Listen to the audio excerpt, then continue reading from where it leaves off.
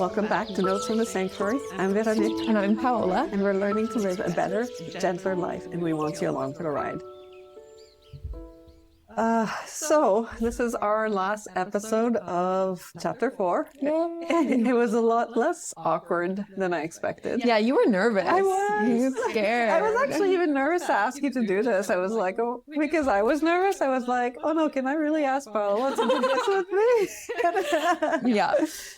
Yeah, but hey, I survived. We did it. Yes. So we spent this month sitting with self-love, with emotional nourishment, and with what it means to know your own body. And today we're ending the chapter somewhere that felt important to name out loud: desire, longing, what intimacy actually asks of us. Start with a little warm check-in. So how is your nervous system feeling today? Like, how are you arriving today? I am feeling more myself than I have in a while. Okay. So it's been a little bit of a rough 2 weeks for me. Just, different things going on. Yeah. But today I feel like almost normal. Good. We had like a little bit of a issue with the set, we shall call it. Yeah, some plants. Yeah, like everybody crashed down, Yeah. and that kind of spiked things up for a bit, but it didn't stay Didn't stay activated. Yeah, it's good. It's everything's good. good. I think that's nice. And you know what? I'm super aware of my nervous system. And today I took the day off. I just, from my regular work, I said, I'm going to take a day off. I'm going to call it a sick day. But I felt it was more, I just needed to reset. I needed a day for myself. Sometimes I end up working so much better after that. And it felt like I feel good, like I'm ready to do life. Mm-hmm. Yeah, that's great. So it's the last week of April. What has this month stirred in for you? I feel like our conversations have helped me realize that intimacy is very different. I think it was our previous conversation or the one before, I really realized how mine has developed over time. And I'm very aware of this. So I guess for me, April has just been thinking about that, being more aware of it and being more intentional in developing that intimacy with my partner. That's great. Like using softer words, being gentler, not just to me, but to them. And I really like that. That is nice. That's really nice. Like it's nice to have reasons or things, reminders to kind of check in with this, right? Like it's kind of like when on our Valentine's Day episode that I mentioned how I like Valentine's Day because it's kind of that reminder of checking in with your relationship. Yeah. And actually, I guess that's a good time to talk about our resource. Yes. So I believe that was one of the Valentine's Day resources. I think so. So we were doing a break on making new resources for the sake of my nervous system. So there's no new resource, but we thought that the self-love mini guide that we released on Valentine's Day is actually very appropriate to today's conversation. Yes. Yeah. And it's free on our website. You can download it. I believe it's available in 2 different formats too. Yeah. So you can have in the little booklet, or if you prefer reading it online, then it's just like a normal PDF. Yeah. Worth checking out. And we're going to use it today too. So it'll be a good way to, know how to use it in your own practice. Fun. Okay. So now we're going to move on to the conversation questions. So let's just dive in. Okay. We'll just dive in. Okay. So we're separating it out. So we're going to start with desire. Okay. We're going to start hard. Maybe it hasn't been that bad because we haven't done today's conversation yet. Okay. It's happening, guys. It's happening. When you hear the word desire, what's your first response? Is it welcoming? Is there hesitation, fear, nervous? What's coming to you? So I guess it really depends where I hear it from. But I think there's definitely some hesitation. A little bit of uncomfortable feeling. But also I guess excitement. Yeah. I don't necessarily mean sexual excitement, but I mean depending on the type of desire. So. Yeah. But there's also just that, I don't know, like again, it's like that activation of the nervous system in a different way, right? That flushing or whatever, like that's. Yeah. I think you bring up a good point that desire has many ways it can look. I mean, I feel like the context that we're discussing desire is on like intimacy and desire and like that romantic type of love, but if you go back, it's what you want, right? Yeah. And sometimes it doesn't have to be like, oh, I want you to take me now. Like, it's not always that, you know? Like, desire can just be like the desire to, like, you know, like, sit with someone, like, build something with someone.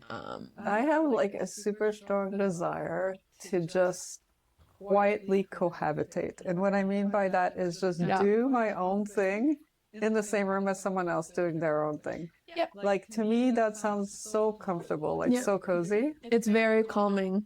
At first, so in previous relationships, when that came up, I was like, what do you mean we're going to be in the same room not doing things together? Like, it was just like, do you not like me? And now, like, I feel like it's normal. Yeah. It's calming, right? You both can be doing your own thing, but together. Like co-regulating. Yes. Yeah. Like that. Yeah. Okay. What were you taught about desire growing up? Was it something safe to have or something to manage?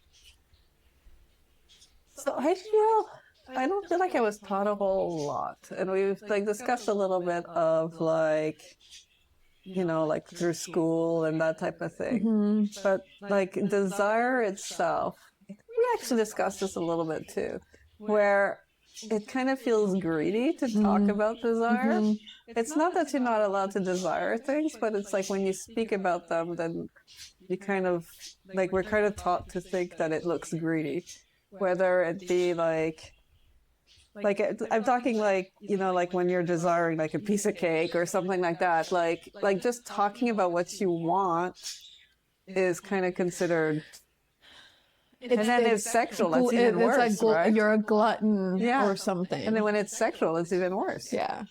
Like it's like. That's tough. Yeah, but I don't know. Like I think our society is changing that way. You see a lot more talk around desire, but we're kind of at this weird like pivoting stage where some people are very uncomfortable with it, and because of that, like there's pushback and there's like, you know, people going back to really traditional roles, which I have no problem with if they're choosing those roles. Yes. But it's not for everyone either. Not that pushback of like because you're nervous about all of the, I don't know, sexual self-expression and all of that. Yeah. But yeah, so I don't know, like growing up I didn't have much of those thoughts. So Okay. What about you? As you were talking, I was trying to reflect on that. And I think in my household, we were taught that there's a place and a time. That makes sense. So, for example, we go back to the piece of cake. Yeah, you can have dessert. In fact, we love dessert, but not every day, right? Maybe once a week. We would have our movie night growing up, and that movie night we would get like treats, or we would get like, I don't know, pizza or something. And that was the way that we fulfill the desire, that desire, right? So they did teach me that it is okay, like it's a part of being a human, but there's a time and place. That makes sense. And I think growing, like as I got older, I try to implement that, but sometimes it's hard because it's like, you're like, I really want that cake now. And it's like, we're talking about cake? Yeah, I had that cake twice today already. Like, do you know? So I think like we were talking about like, you know, like sexual intimacy, there's definitely a time and place. Yes. But maybe there's less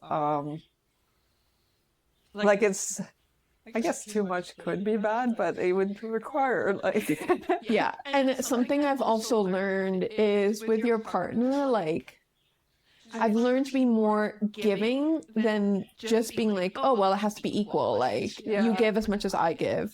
No. I hadn't seen one of those in a while. You know, like it doesn't have to be exactly equal. It could be like, you know, they need this now. So Yeah. even though I may not be like 100% like there or in the mood or like Yeah. desiring that, for them it like it's what they need. So I'm Yeah. willing to kind of Yeah, I understand that. It's kind of, but again, like time and place, and the Yes. aspect of sometimes Yes. it might just not be in you. yeah. But if it's in you, like even though you're not like roaring to go, Yeah, you're not 100. but it's in you, you're like, okay, I'll you do know, it. Yeah. And then usually you'll get into it. Exactly. But Exactly. yeah, for sure. Yeah. Okay, next we're moving on to longing. So this is kind of interesting. Yeah. Okay, so longing feels different from desire. So it can have more of an ache to it. Do you feel that specific distinction, and is there something underneath the surface, or what do you think? I definitely feel the distinction. For me, longing is, again, there's more ache, it's longer, it's deeper. A desire might go away pretty fast, whether you fulfill it or not, while longing will probably stay with you. Like, yeah, so it's like sometimes, I don't know, like a longing can really be something that you might not ever want to get, technically. Like it's a longing, it's more abstract maybe? Okay. Not sure. Or it could also be, like I think of longing and I'm like, it could be something that you wanted for so long, Yeah. right? Almost like a goal.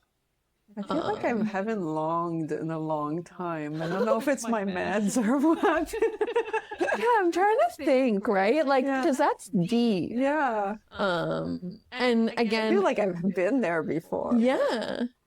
But what does it actually feel like? Maybe this is something we need to sit with and see how or what it feels like to us. Like in the body? Yeah. Yeah. And so the longing we talked about before, the desire, like the longing was more here for me, right? And like, so Yeah. so Yeah, I it's feel it like more here that- too in my yeah. chest. Yeah, the desire is a little bit lower. Not necessarily like, you know, like neither regions or anything, but like lower belly or whatever for Like desire. my gut. And the longing is higher. Yeah. That's interesting. Isn't it I feel like it's how we associate it, that our Yeah. nervous system like almost like takes that into account. Yeah, yeah. Unless, you know, it's something to do with chakras or something. Possibly. I don't know enough about that. Have you ever longed for something and when you got it, realized the longing was about something else entirely? Oh, that's good. That's a good question. That's a really good question. I think so for sure. Like, sometimes, for example, what you're really longing for is connection, Yeah. and you think you're longing for sex. Yeah. And if that, you know, if that act of intimacy, Intimacy. I said it right, just yeah, weird yeah. accent. Yeah. If that like did not have much connection, your longing is still gonna be there. And other times, you know, it's not longing, it's just sex, right? But sometimes when you have that longing, I think it's more connection. Yeah. I think, and I'm trying to think of an example for me, like, for example, when I was young, I was the total nerd. Like, I would just read, and in high school, I was like focused on studies and all this stuff, which love that for me because it really set me up for my life. Yeah. But I always longed for a boyfriend. Like, that was a term I've talked about this before. And then, you know, when I got it, I was like, oh, like this isn't it. And I realized what I longed for was a partner, like someone to share, you know, cohabitate, share life with, do things with, someone who I can like be like, okay, let's go for a drive and have like a Costco date. Like, how awesome is that? But that's not automatically what a boyfriend would do in theory. No, especially not when you're younger. They're like, man, no, let's go to parties together. That's it. Or like, come over Netflix and chill. I actually did like the partner thing very young. I was 19 when I moved in with my kid's dad, and he was a few years older than me. He was 23 at the time, I think. And so actually he decided, which is funny because now he's not like that, but he decided he was over the party life or whatever. So what he wanted was very much like what you're describing. Yeah. And it drove me a little bit crazy because I had just like come out of high school. You wanted that. I wanted like that experience of going to clubs or whatever. Yeah. And yeah, we eventually got it when we moved to Montreal, and I made a lot of friends working there, but that was so I mean it is possible young is what I'm saying. And I think it's we think that like, oh, like you only like get that party time when you're young, but for example, I see my stepdad and he's reliving his party stage, you know, and I see older people, like some people in like their 70s, they're still going strong and going partying. Like my aunt is awesome that way. You know? So I feel like it's just like you do it, you get tired of it. Yeah. You do it, you get tired of it. Like it's just yeah. So and I think there's a bit of healing to partying. Yeah. Like for a little bit it's healing and then it starts getting damaging. Absolutely. So it's kind of figuring out where that ends and starts. Yeah. So let's take us back to desire a little bit. Where does desire live in your body? I know we kind of mentioned it already. Oh, yeah, because we were saying that the longing is here. So the desire is like lower belly. Did you find it easier to locate it, or like is it hard to kind of grasp? No, I find it pretty easy. It's because it's very like basic, you know, like it's very animal. Okay. No, but it's like, you know, like it's an instinctual. I see you. It's an instinctual thing, right? Like I feel longing is a lot more complex. As for the desire is very instinctual. So it's like lower belly, like. I think when we were doing the body scan earlier, I thought about desire, and then I was like, oh, I keep putting my hand here, I need to stop. I thought about desire, and like, I was like, got it. And then I started feeling it in my chest, and it was just weird because desire and longing can maybe be similar. Yeah, I think they mix sometimes too, so right? it could be kind of confusing, but the more we try to do body scans with our nervous system, it can be easier to locate. What does intimacy feel like physically, not just with another person, but with yourself? Oh, that's awkward. It feels good. Hey! Oh my god. Like I'm not sure exactly what that question was. Like I'm not gonna share details. No, I think it's more like, do you feel fulfilled? Is there something like maybe for you that's missing that you're trying to find? It doesn't have to be like like how does it physically? Like, you know, you get the orgasm or something. That's probably not it. It's more no. So like more like feeling like, do you feel fulfilled almost? Yeah. I don't know if I want to talk about this. So like intimacy has for a long time not been very fulfilling for me. Fair. I mean, for some women it can be tough, right? Like I know people who have never. Things have changed. Yeah. Hi, Mom. But yeah. So what about you? So I think that intimacy, it can feel first off different with different people. Oh, for sure. Like when I think about my previous relationships, or even just like situationships, they're not. First off, situationships, they don't give me, like, I don't feel fulfilled. Like, that intimacy just isn't, it isn't it. No, because I need to be so... You need to have that emotional connection, and right? I need to have that, like, total trust. Yeah. Because it's being like you're being very vulnerable. Yes. Like, to actually, like, let yourself enjoy, like, fully. like you have to let go of that thinking. You have to let Feel go comfortable, feel safe. Yeah, so for sure, yeah. like for me, like yeah, like the one night stands and all It that. doesn't just- do it, they right? can't work So for me. I think Like, I about like the concept sometimes when I'm like because it can be sick- fun. when I'm sick and tired of relationships, but it just doesn't work. It doesn't do it. No, not worth it. Right? And then I think about the longer relationships I have had and even how they have differed. Like I had one relationship where it was a very physical relationship. And while at the time I was like, hell yeah. Now I'm like, bro, it doesn't actually feed my soul. And it's not necessarily the same level of intimacy that I want now. Yeah. I had a rather toxic relationship that was, You got it. you know, that I thought was really fulfilling until I had an actual properly fulfilling partner, and I was like, oh, It's very different. It's very different. It's like it just keeps on getting better. Yeah. And I think with myself, intimacy also just keeps getting better because Yeah. the more I know myself, the more I work on myself, the more that I heal, the more that I become the person who I know that I am, Yes. but that I'm gonna be, you know, like the process. And it's funny because like when people think of like, you know, like the sexual time in our life, they think of young people. And It doesn't have to because be. like their hormones are going crazy, but they're not, like, honestly, I don't, for the most part, they're probably not enjoying it as much as they will be later on. Agreed. Because I don't know, there's just like as the more I age, yeah.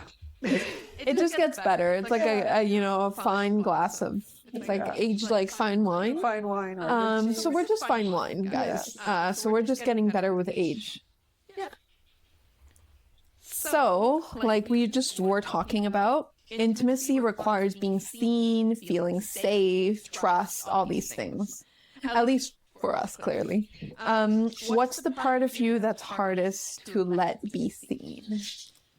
you know, it used to be my body, like it used to Okay. be physical. Like it's more like the concept of it beforehand. Like once you're into like the motions, you don't worry so much about your body, or at least Yeah. I don't. It's more like thinking about it beforehand. I think desire actually was one that was hard for me for a while. Because it makes you vulnerable, like that someone, like to let someone know that they can affect you that way. Yeah.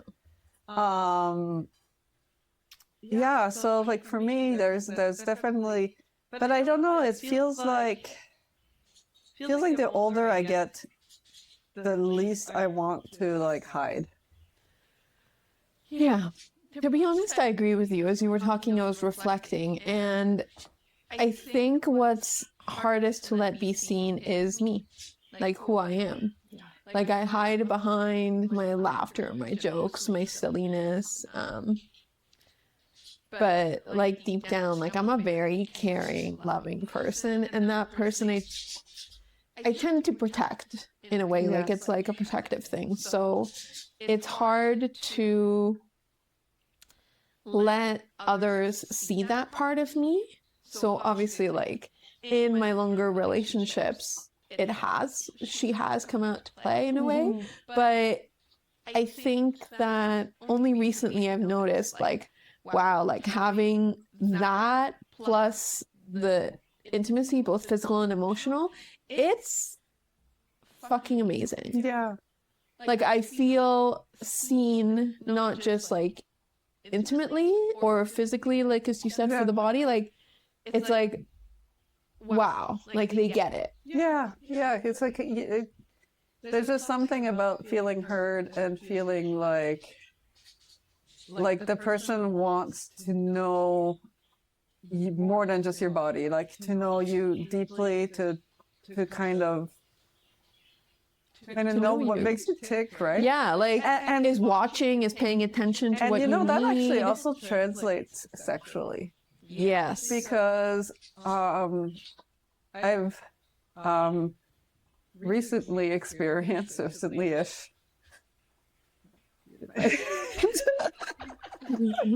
too long. It's been too long. But yes, what I've recently experienced is when a partner actually pays attention, like really pays attention to like what you react to, makes notes of it, Yes. and like makes sure that that's, you know, Yes. ongoing. Yes. Like, I don't know. Like, I've had like fun event before. I've enjoyed myself, but I've never before experienced that it's being about me. Yeah.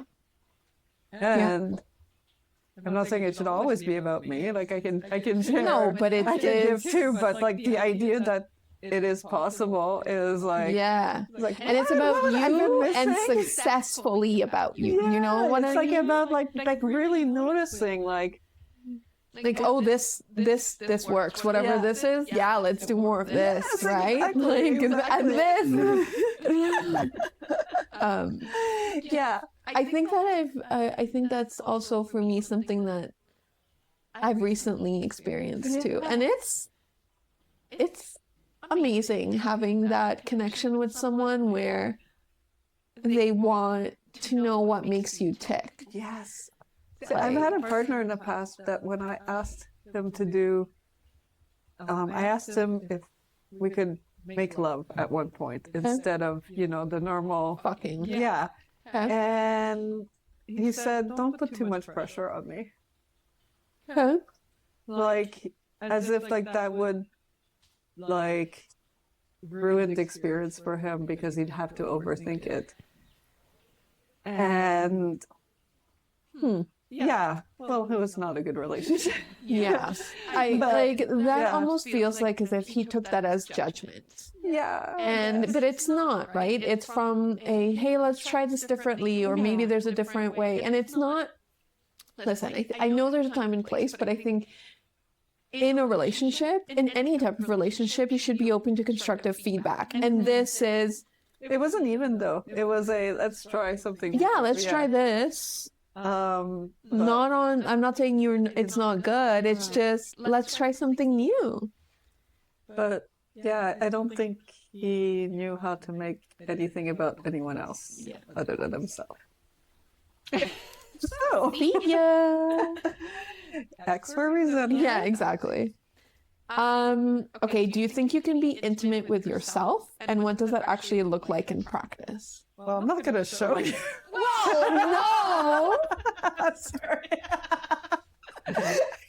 Does that actually look like, well, let's open it open on OnlyFans. Oh my god. Let's go! All right. New platform. We're going to stop recording. But like, seriously? Like, not OnlyFans, but I guess getting to know yourself, like, deeply. Okay. No, pun not intended, but... I mean, it could be, but that's not what I meant. But just like, yeah, being intimate with yourself would be just like really like getting deep within yourself, whether that be your soul, your mind. Yeah.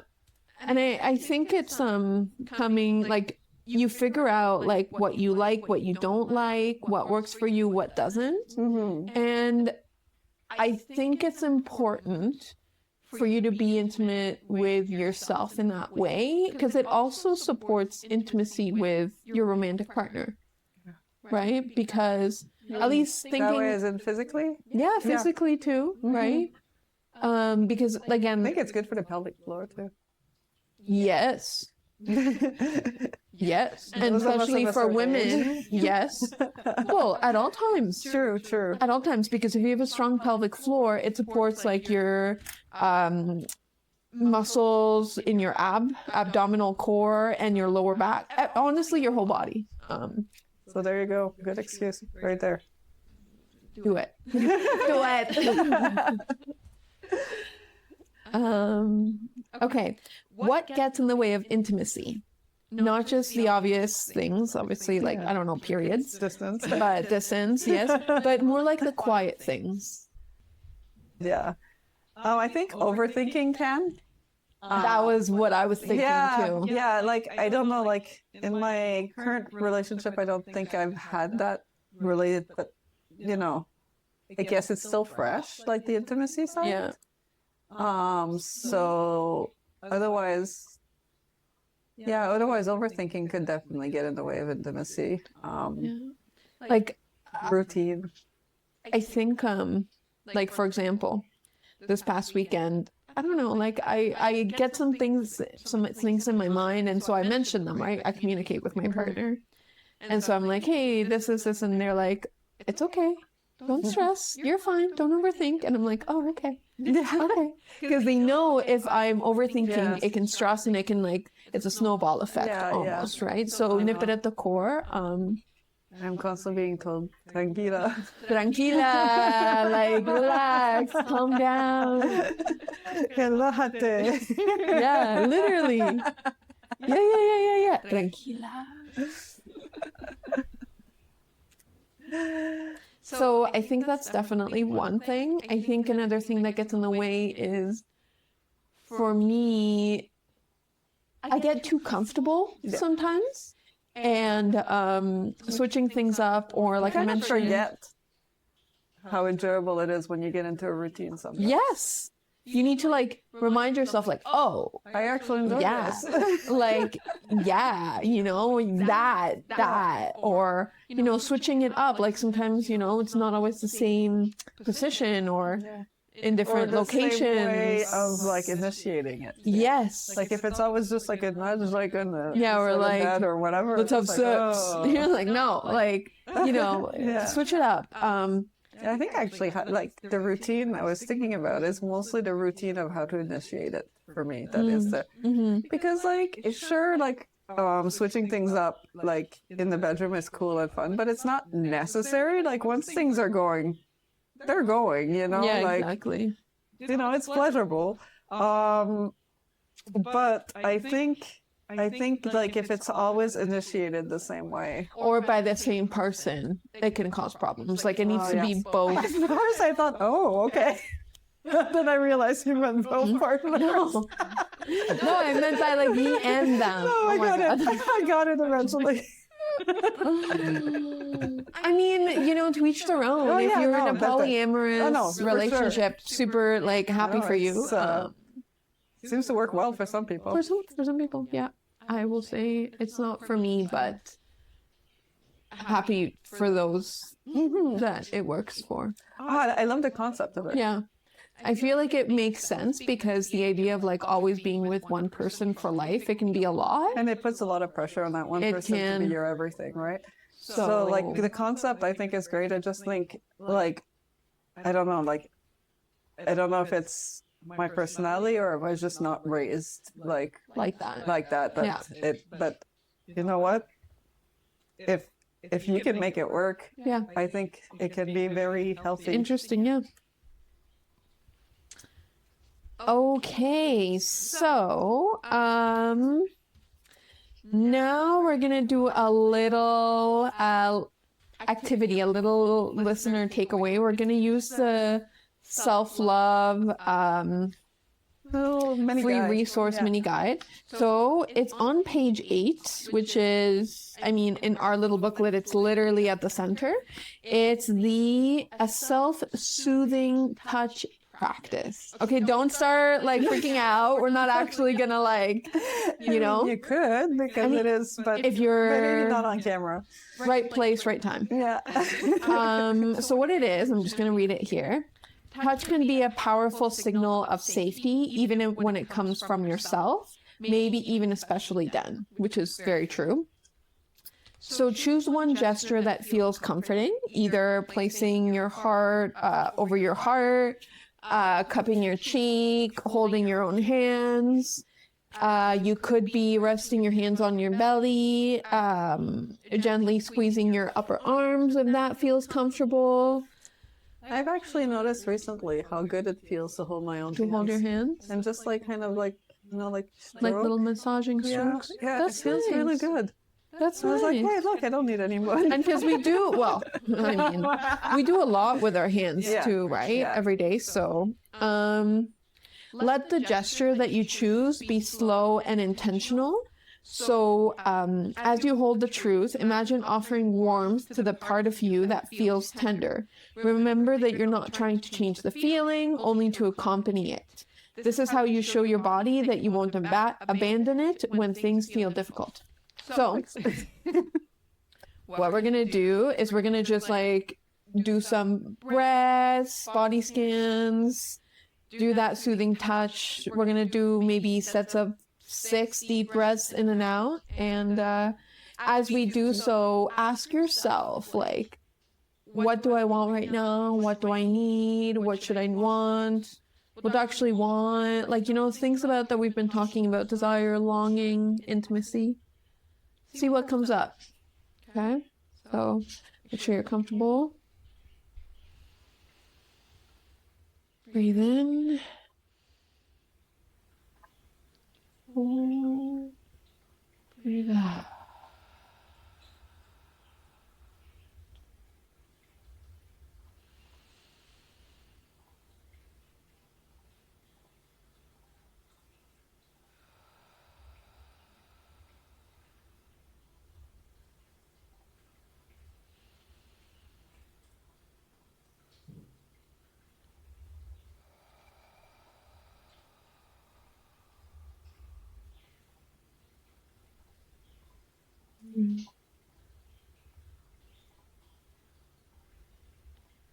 You can keep doing that as long as you want. Sometimes doing these types of reflections are really soothing. And doing gentle touches are nice. And you may figure out what works for you. For me, I like holding my belly. Just your hands. Hand massage. It's something I've been doing like when I try to fall asleep. Mm-hmm. I've discovered that that's really self-soothing. That's really nice. Yeah, so I invite you all to try this and see what comes up for you. Yeah, and maybe learn and to be more intimate with yourself. So chapter 4 has been about coming home to yourself in a different way. Not the self that performs self-care, but the one underneath. I think both are important. I think so. The one that longs, that needs, that sometimes doesn't know what it wants, but knows it wants something real. Which I think has been really great because we're coming into it's springtime. There's the new refresh and recycle. So it's a great time to think about what we want, what we desire, intimacy as summer comes. Yeah. Yeah. And next week, we're beginning chapter 5, which goes very much hand in hand with intimacy because it's relationships, connections, and relational healing. Nice. So we're kind of moving from the inner world to the outer world. Yeah. How we know ourselves, to how we show up for the people around us, and I think we're kind of like building, right? Yeah, exactly. Baby steps. Cool. All right, so take good care of yourself. And if something from today's conversation wants a little bit more space, let's have it. May your longing lead you to somewhere true.